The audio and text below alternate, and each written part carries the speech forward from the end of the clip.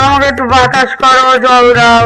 আমি মনে হয় আর অন্নপূর্ণা ভান্ডারের টাকা পেয়েছি, দেখে যেতে পারবো না, তার আগেই মরে যাবো। আমার কেমন দম বন্ধ হয়ে আসছে। আরে না গো না, সবার টাকা ঢুকেছে, তোমারও টাকা ঢুকবে। হ্যাঁ বলছো? হ্যাঁ, টাকা ঢুকবে। আমার ঢুকবে? হ্যাঁ ঢুকবে তোমার টাকা। আহ। কিন্তু সরকার যে বললো 1 কোটি নাম বাদ গেছে। ওরে বাবা, তুমি কি বলছো রে? আমারটা রিজেক্ট করে দিয়েছে, সবার ঢুকে গেছে।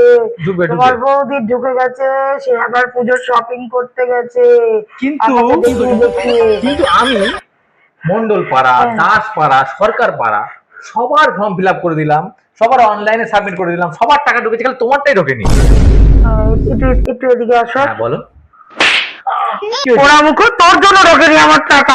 তুই কাম চক করেছিস, এমন ভাবে আমার টাকা ঢোকেনি। না, না। সবার ঢুকে গেছে। ঢুকবে, ঢুকবে, তোমার ওর ঢুকবে। বৌদির ঢুকে গেছে, আমাকে দেখতে দেখতে শপিং করতে তোমার চলে ঢুকবে, গেল। তোমার ঢুকবে। ও মা গো, আমি মনে আমি মনে হয় মরে যাবো। তুমি তাড়াতাড়ি মুখ্যমন্ত্রীর কাছে বলো, আমি যাতে টাকাটা পেয়ে যাই।